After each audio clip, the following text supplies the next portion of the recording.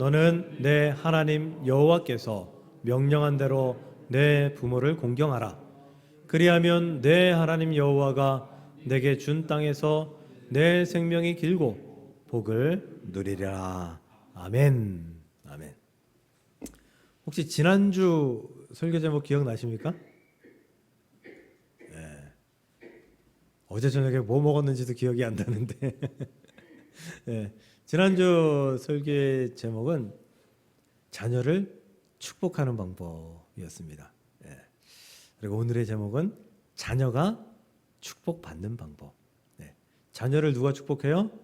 부모가 축복합니다. 자녀가 축복을 받으려면 자녀가 하나님 앞에 어떻게 서 있어야 되는지 오늘 말씀을 들으며 배우며 은혜 받는 시간 될 수 있기를 주의 이름으로 축복합니다. 지난 수요일이 어버이날이었죠? 여기 계신 부모님들 다들 자녀들에게 효도 받으셨죠? 식사 대접 받는다던가 용돈을 좀 받는다던가 아니면 정말 뭐 이것도 저것도 어렵다면 문안 전화라도 이렇게 우리 받고 또 여기 이렇게 꽃을 단 것처럼 꽃을 달아드린 아니면 꽃을 선물해드린 그런 자녀들도 있을 거라고 생각합니다. 물론 그게 전부는 아닙니다. 그게 또 제일 중요한 것도 아니고요. 근데 인간이라 마음을 표현할 수 있는 방법이 그런 정도가 가장 최선 중에 하나가 아닌가. 그래서 용돈이 전부가 아니고 식사가 전부가 아닌데 용돈 안 드리고 식사 대접 안 하는 그런 어버이날은 좀 왠지 좀 이상하다라는 생각이 좀 들어갑니다. 이 어버이를 공경하는 것, 부모를 공경하는 것. 오늘 이 말씀은 십계명의 5번째 말씀입니다. 십계명의 5번째 말씀. 그렇다면 첫 번째부터 네 번째의 말씀은 무엇이냐? 첫 번째부터 네 번째의 말씀은 하나님을 어떻게 섬겨야 될지에 대한 말씀입니다. 하나님에 관한 계명이다. 하나님을 섬기는 것에 관한 계명이다라고 생각하시면 됩니다. 나머지 5계명부터 10계명까지는 인간으로서 어떤 삶을 살아야 되는지 하나님께서 명령하신 명령이다라고 여기시면 되겠습니다. 그렇다면 5계명부터 10계명까지 하나님께서 인간으로서의 삶을 명령하신 것인데 첫 번째, 그 중에 5번째, 5계명의 첫 번째 내 부모를 공경하라가 되어 있다는 것은 인간으로서의 삶에서 가장 우선시 되는 것이 부모를 공경하는 것이다 라고 보아도 될 것 같다는 생각입니다. 사실 우리는 부모를 공경하라 라는 말에 대해서 전혀 거부감이 없습니다. 부모를 공경하라 하는데 마음에 분노가 치밀어 오른다든지 뭐 나았으면 됐지 뭘 공경까지 해 뭐 이런 생각이 든다든지 아니면 비웃음이 든다든지 이런 생각은 대한민국에 아무도 없을 것입니다. 만약 이런 생각이 든다면 요즘 정신과가 많이 발전되어 있으니까 가서 상담해 보셔야 될 것 같습니다. 특히 유교 사상이 바탕된 이 대한민국의 이 생각에는 전통에는 부모를 공경하는 것은 지극히 당연한 것, 인간으로서는 지극히 당연한 것이다 라고 여기며 우리는 살아왔고 앞으로도 그렇게 살아갈 것입니다.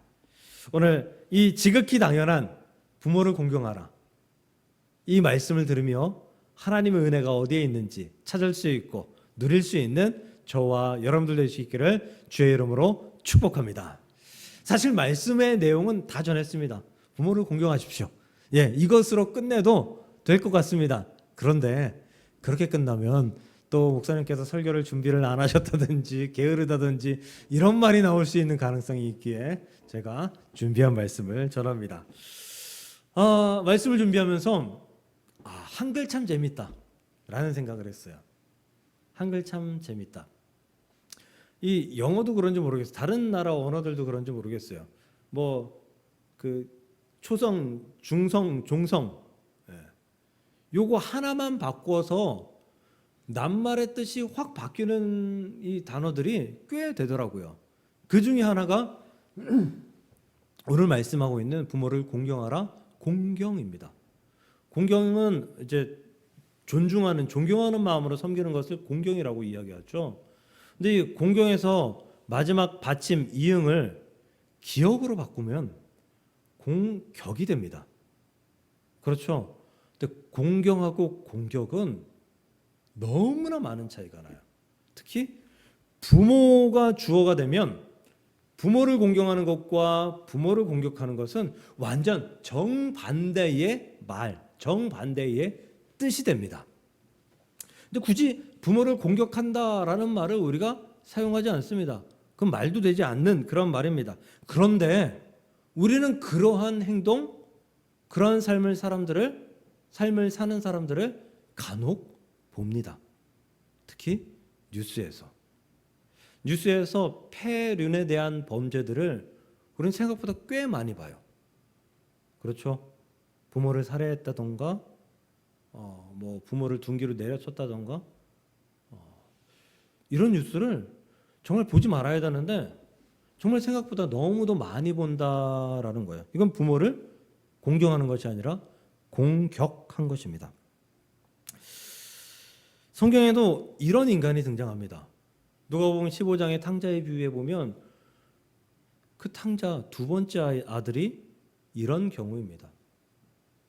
지금도 아버지, 어차피 돌아가시면 그 재산 내 건데 나눠주세요 라고 하면 폐륜화 소리를 듣습니다. 그런 아들은, 그런 자식은 우리 원하지 않습니다. 심지어 그렇게 아들에게, 딸에게 재산을 미리 좀 나눠주고, 그리고 그 아들이, 그 딸이 그 이후로 부모를 전혀 섬기지 않고 찾지 않고 전화도 하지 않아서 이 상속 무효 소송이 엄청나게 많이 진행되고 있다라는 사실을 우리를 경악케 합니다. 그 시대에, 물론 비유이지만 이 탕자가 아버지의 재산을 미리 내게 돌아가시기 전에 나눠주세요라고 한 것은 부모를 공격한 것입니다. 절대 공경했다라고 말할 수 없습니다.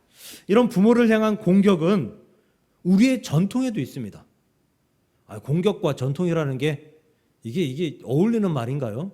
아니잖아요. 또 우리 전통에 있어요. 우리 잘 알잖아요. 고려장. 학교 다닐 때 그 고려장에 대해 설명 들으면서 이렇게 설명들었어요. 그 부모가 늙으면, 거동이 불편하면, 더 이상 섬기기 어려우면 지게에다가 싣고 그리고 산 저 중턱에다가 갖다 버리고 오는 것, 이걸 고려장이라고 해요. 그래서 그 얘기 중에 한 효자가 눈물을 흘리며 어머니를 지게에 지고 산 중턱으로 올라갔을 때, 산으로 올라가고 그리고 어머니를 내려놓고 산 아래로 내려왔을 때 그 마음이 너무 슬프고 분하여 다시 올라가 어머니를 다시 모시고 왔다. 그런 게 고려장이다.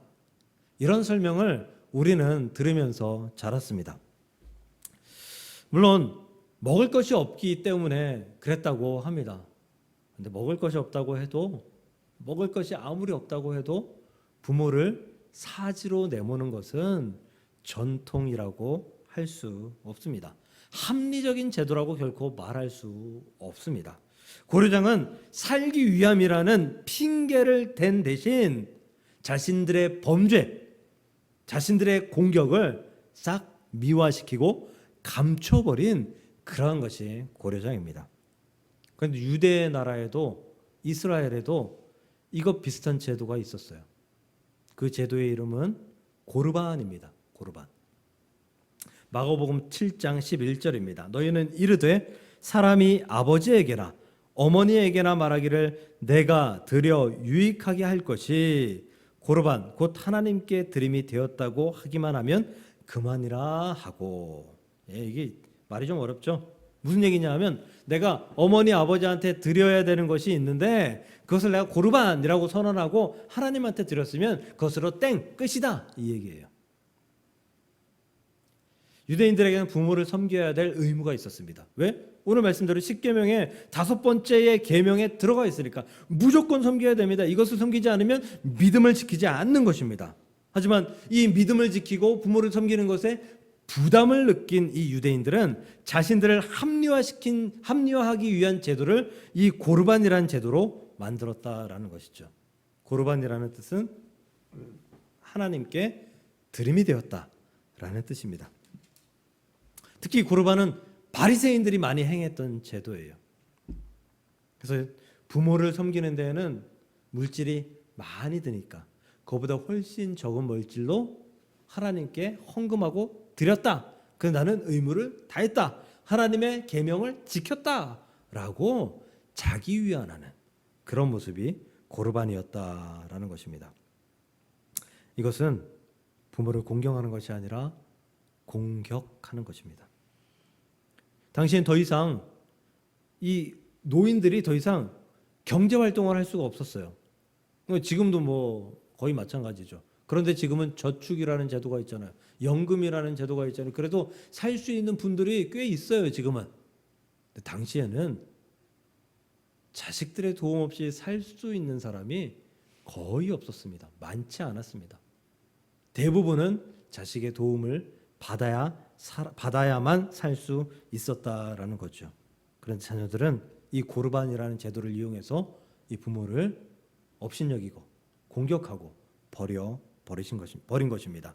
예수님이 이 고르반 제도를 꾸짖으십니다. 마태복음 15장 4절에서 6절에서 이 고르반 제도에 대해서 설명하시고 7절에서 이렇게 바로 선언하십니다. 외식하는 자들아. 밖에 나가 식사하는 것이 아니고요. 거칠해하는 자들아라는 거죠. 거짓말하는 자들아 이런 뜻이죠. 하나님께 범죄하는 자들아 이렇게 확대해서 해석할 수 있습니다. 그 고르반이라는 것이 외식하는 것이다라고 훈계하신 것입니다. 부모를 제대로 공경하지 않으면 부모를 공격하는 것과 전혀 다를 바 없다는 사실을 믿으시고 부모를 공경할 수 있는, 부모를 온전히 존중하며 존경하며 섬길 수 있는 우리 모두가 될 수 있기를 축복합니다. 저는 이 부모 이 어버이주의라면 꼭 이 영화가 생각이 나요. 그 공공의 적이라는 한 20년 전의 영화인데요. 이게 실화를 바탕으로 한 영화거든요.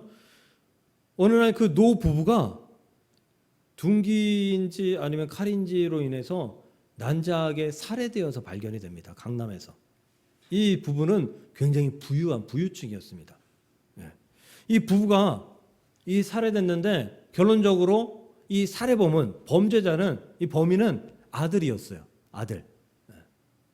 근데 이 아들이 철두철미하게 다 이 증거를 은닉하고 숨기고 처리했어요. 근데 어떻게 밝혀졌느냐? 물론 이게 그 실화 속에서는 어떻게 밝혀졌는지 제가 정확히 모르겠어요. 영화에서 나오는 내용이 맞는 건지 실화인지는 모르겠는데 영화에서는 이렇게 해요. 그 사망한 어머니의 이 기도 식도 이 넘어가는 쪽에서 손톱이 발견됩니다. 그래서 발견된 손톱을 국과수에 의뢰하고 아들과 DNA를 대조했을 때 아들의 것으로 판명이 납니다. 그래서 검거하게 돼요. 어머니는 왜 이 기도 안에 그 아들의 손톱을 이렇게 넣었을까요? 아들이 넣었을까요? 그건 아닐 것 같아요. 어머니가 스스로 넣었다라는 거겠죠. 왜요? 자신을 살해한 그 범죄의 범인이 아들로 밝혀지는 것을 숨겨주기 위해서. 극단적인 예이지만 어머니의 사랑, 부모의 사랑은 그런 것 같습니다. 자식이 어떠한 악행을 하더라도 부모는 이렇게 얘기해요. 우리 애는 착해요. 우리 애는 그럴 애가 아니에요. 뉴스에 신문에 대서특필되고 전 국민이 정말 악당이다라고 이야기하는 사람도 부모는 우리 애가 그럴 리가 없어요 라고 이야기합니다. 요즘 의학이 발달돼서 간은 조금이라도 떼어주면 그게 자라서 제 역할을 하게 돼 있죠. 근데 아들, 딸은 엄마 아빠한테 간을 잘 안 떼어준다고 합니다. 근데 우리 부모님들 아들 딸한테 간 떼어줘야 된다 하면 떼어주실 거예요? 안 떼어주실 거예요? 물을 것도 없죠. 다 떼어주실 것입니다. 다 떼어줄 거예요. 이게 부모의 사랑입니다. 그런 부모를 공경하라라고 하나님께서 말씀하셔요. 왜? 공경하지 않는 사람들이 있기 때문에. 그런 모습들이 너무도 많기 때문에. 이 당연한 것을 하나님은 십계명 안에 넣고 명령하고 계신다라는 거죠. 우리 이 당연한 것을 준행할 수 있는, 믿음으로 지킬 수 있는, 하나님의 명령으로 받아들일 수 있는, 그리고 온전히 준행할 수 있는 저와 여러분들 될 수 있기를 주님의 이름으로 간절히 축복합니다. 디모데후서 3장 1절 이하를 보면요, 그 말세에 일어나는 어떤 현상들, 고통들에 대해서 설명해요. 그 중에 하나가 무엇이냐 하면 부모를 거역하는 것. 지금도 부모를 거역하는 것들 많죠. 옛날에도 많았어요. 이때에도 있었을 거예요. 근데 말세의 현상 중에는 이게 도드라지게 이런 현상이 나타날 것이다 라고 말씀하고 있는 것입니다. 부모에게 거역하는 것은 말세의 패역한 증거다라는 의미예요. 그런데 5절 가면 이 말씀에 대해서 이렇게 기록해 놓고 5절 가면 뭐라고 이야기하냐면 거기서 돌아서라. 돌아선다라는 건 뭐죠? 회개해라라는 거죠. 회개는 어떨 때 하는 거예요? 죄 지었을 때 하는 게 회개잖아요.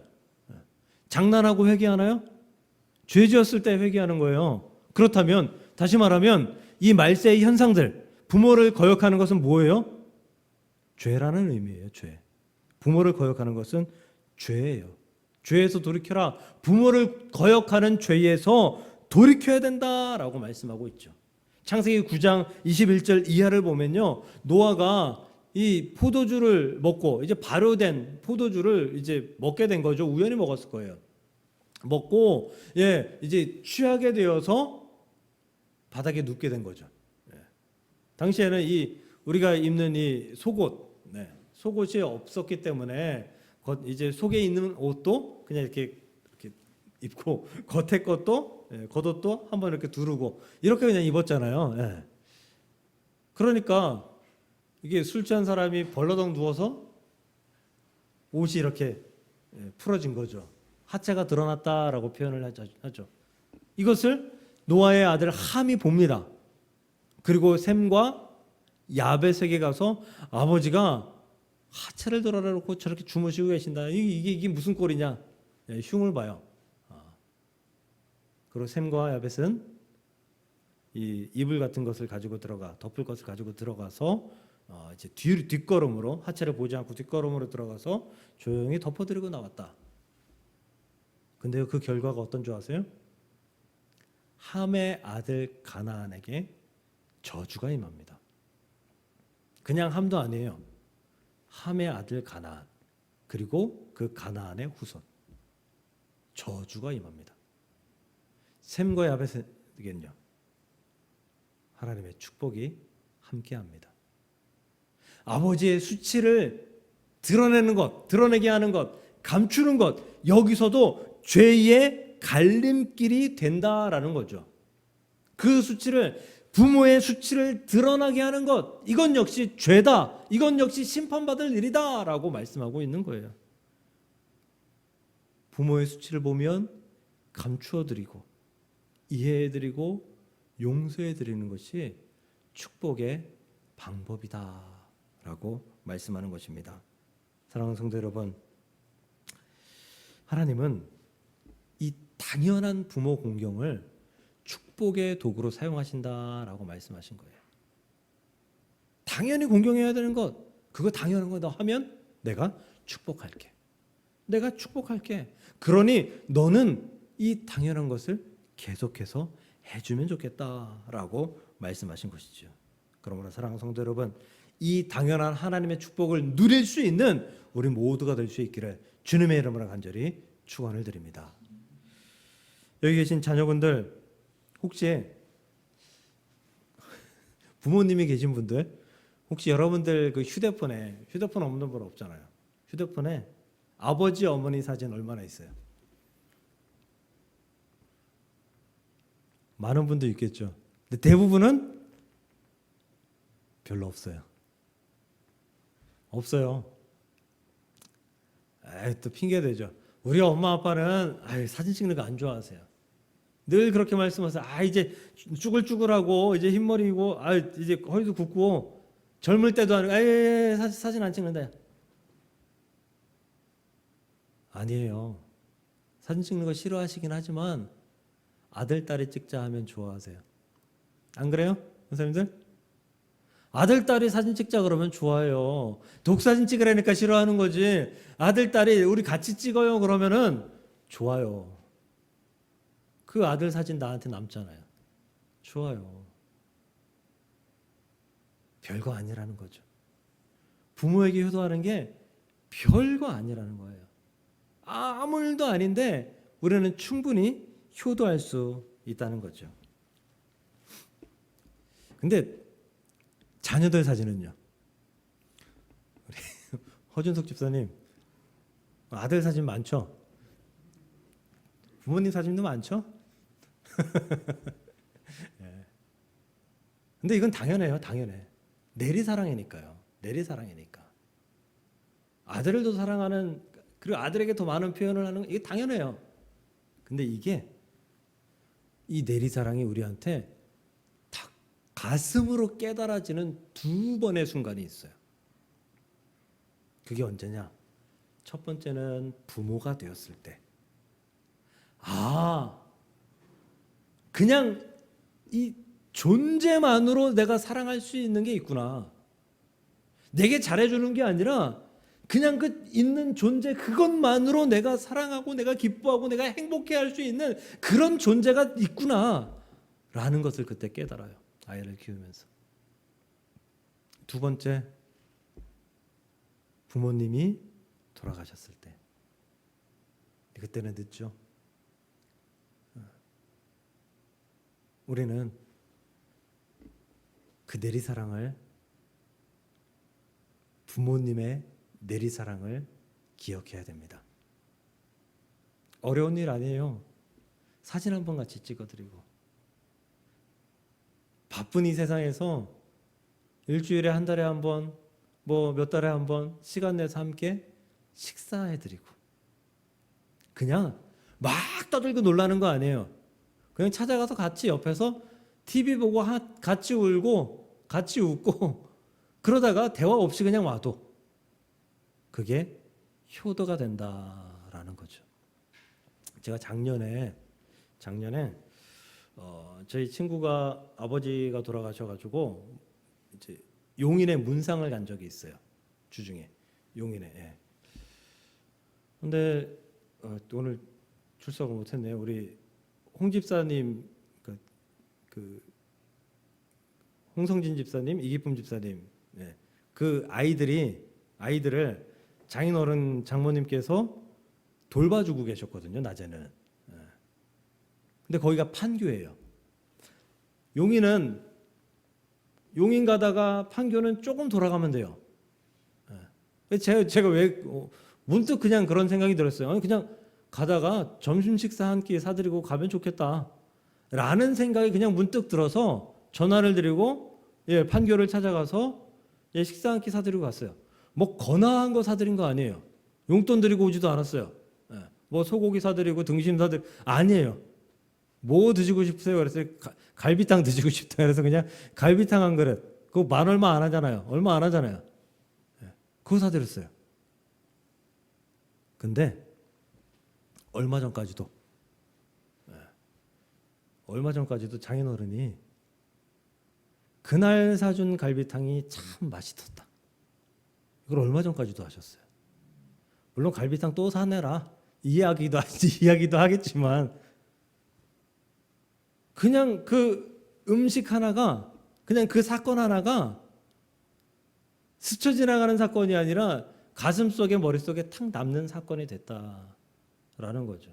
저는 돈도 얼마 안 쓰고 시간도 얼마 안 쓰고 점수 딴 거예요. 효도는 그래요. 아무 일도 아니에요. 별거 아니에요. 아들, 딸한테 하는 거 100분의 1만 해보면 우리 부모님들은 그걸 기억해 주시고 기뻐해 주시고 행복해 하십니다.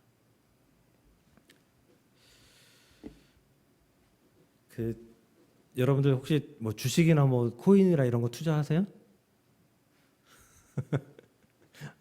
예, 저는 해본 적이 없는데요. 우리 그런 거 할 때 수익이 이렇게 많이 날 것 같다라는 걸 선택해서 하는 거잖아요.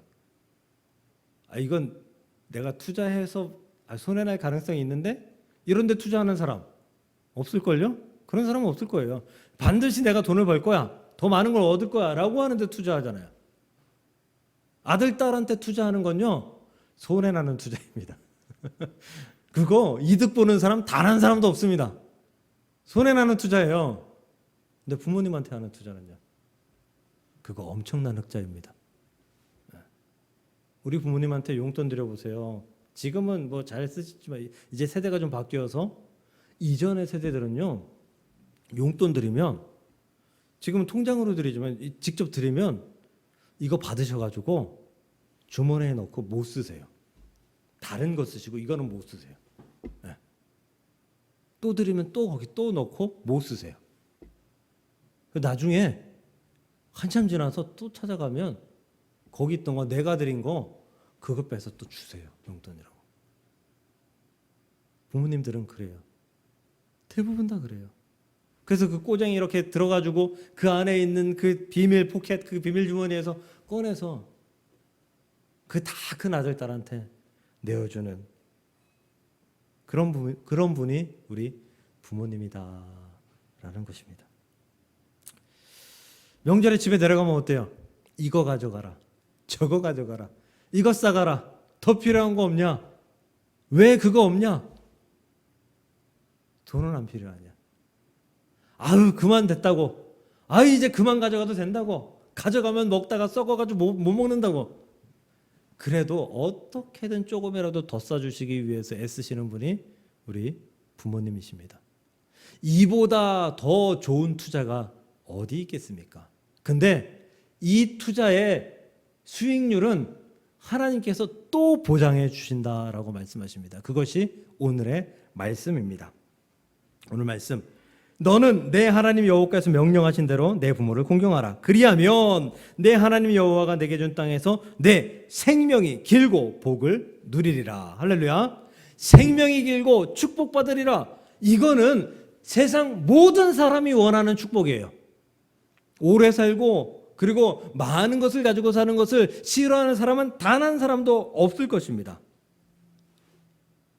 이 축복의 조건이 내 부모를 공경하라입니다. 그러므로 사랑하는 성도 여러분, 이 2024년 어버이 주일에 이 수지 맞는 이 엄청난 수익률을 보장하는 부모님을 공경하고 사랑하고 존중하는 믿음의 삶을 살아갈 수 있기를 주의 이름으로 축복합니다. 부모님의 사랑은 하나님의 사랑을 닮았습니다. 부모님을 섬기는 것은 하나님을 섬기는 것과 그리 다르지 않습니다.